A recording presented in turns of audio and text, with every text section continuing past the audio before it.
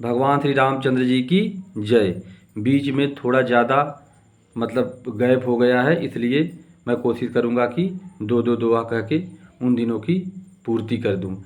और आज बहुत सौभाग्य का दिन है कि हमारे परम पूज्य आदरणीय हमारे पालनहार हमारे दादाजी हमारे साथ भगवान की कथा सुनने के लिए हैं। आप लोग हमारे दादाजी को देख लीजिए, ये हमारे परम पूज्य आदरणीय दादाजी हैं। इन्हीं की छत्र छाया में मैं पला बड़ा हूँ, इन्हीं की छत्र छाया में हमारी सारी शिक्षा दीक्षा हुई है। भगवान श्री रामचंद्र जी के कमलवत चरणों में प्रणाम करते हुए, अपने दादाजी को प्रणाम करते हुए मैं आज 31वां दोहा कहने जा रहा हूँ। अरे मंगल भवन अमंगल हारी, द्रबहु सुदशरथ अजीर बिहारी। तदपि कही गुर बारही बारा, समुझ परी कछुमति अनुसारा। भाषा बद्ध करबि मैं सोई, मोरे मन प्रबोध जेहि होई। फिर भगवान तुलसीदास जी कहते हैं, तो भी गुरु जी ने जब बार बार कथा कही, तब बुद्धि के अनुसार कुछ समझने में आई। वही अब मेरे द्वारा भाषा में रची जाएगी, जिससे मेरे मन को संतोष हो। भगवान तुलसीदास जी कहते हैं कि भगवान याज्ञवल्क्य जी के मन से हमने कथा सुनी, कई बार सुनी, लेकिन हमारे समझ में नहीं आ रही थी। लेकिन अंततः भगवान की कृपा से हमें वह कथा समझ में आई, और उसी कथा को मैं अपने भाषा में अब रचित कर रहा हूँ। अरे जस कछु बुद्धि विवेक बल मेरे, तस कही हूँ हिय हरि के प्रेरे। निज संदेह मोह भ्रम हरनी, करऊ कथा भव सरिता तरनी। जैसे कुछ मुझ में बुद्धि और विवेक का बल है, मैं हृदय में हरि की प्रेरणा से उसी के अनुसार कहूँगा। मैं अपने संदेह, अज्ञान और भ्रम को हरने वाली कथा रचता हूँ, जो संसार रूपी नदी के पार करने के लिए नाव है।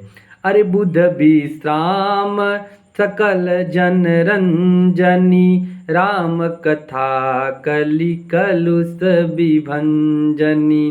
राम कथा कलि पन्नग भरनी, पुनि विवेक पावक कहूँ अरनी।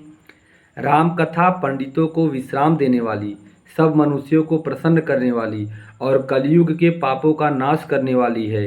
राम कथा कलयुग रूपी साप के लिए मोरनी है, और विवेक रूपी अग्नि के प्रकट करने के लिए अरड़ी मंथन की जाने वाली लकड़ी है। अर्थात इस कथा से ज्ञान की प्राप्ति होती है।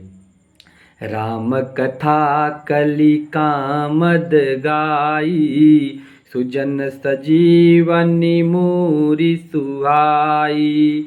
सोई वसुधा तल सुधा तरंगिनी, भय भंजनी भ्रम भेक भुअंगिनी।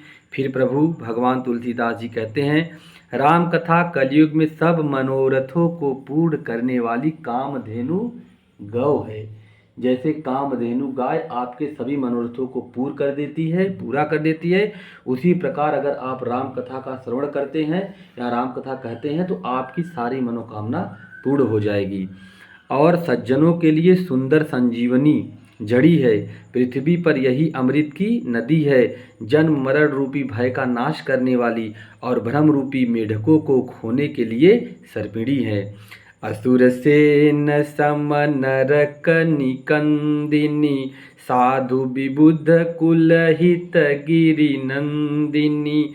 संत समाज पयोधि रमासी, विश्वभार भरय चल क्षमासी। यह राम कथा असुरों की सेना के समान नरकों का नाश करने वाली और साधु रूप देवताओं के कुल का हित करने वाली पार्वती दुर्गा है। यह संत समाज रूपी क्षीर समुद्र के लिए लक्ष्मी जी के समान है और संपूर्ण विश्व का भार उठाने में अचल पृथ्वी के समान है। अरे जमगन मुँह मसी जग जमुनासी, जीवन मुकुति हेतु जनु कासी, राम ही प्रिय पावनी तुलसी सी, तुलसीदास हित ही हुलसी सी। फिर भगवान तुलसीदास जी कहते हैं, यम दूतों के मुख पर कालिख लगाने के लिए यह जगत में यमुना जी के समान है और जीवों को मुक्ति देने के लिए मानो काशी ही है। यह श्री राम जी को पवित्र तुलसी के समान प्रिय हैं और तुलसीदास के लिए हुलसी तुलसीदास जी की माता के समान हृदय से हित करने वाली हैं। शिव प्रिय में कल शैल सुतासी, सकल सिद्ध सुख संपत्ति राशि, सदगुण सुर गण अम्ब अदिति सी, रघुबर भगति प्रेम परमिति सी। फिर भगवान तुलसीदास जी कहते हैं, यह राम कथा शिव जी को नर्मदा जी के समान प्यारी है। भगवान शिव को जितना प्यारी नर्मदा जी हैं, उतना ही प्यारा भगवान के लिए यह राम कथा है। मतलब भगवान शिव के लिए यह सब सिद्धियों की कथा सुख संपत्ति को राशि है। सद्गुण रूपी देवताओं के उत्पन्न और पालन पोषण करने के लिए माता अदिति के समान है। श्री रघुनाथ जी की भक्ति और प्रेम की परम सीमा सी है। मंगल भवन अमंगल हारी, द्रबहु सुदशरथ अजिर बिहारी, राम कथा मंदाकिनी,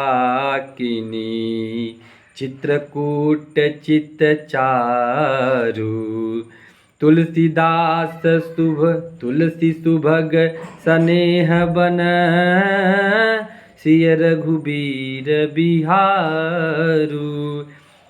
तुलसीदास जी कहते हैं कि राम कथा मंदाकिनी नदी है, सुंदर निर्मल चित्रकूट है और सुंदर स्नेही वन है, जिसमें श्री सीताराम जी विहार करते हैं। भगवान श्री रामचंद्र जी की जय।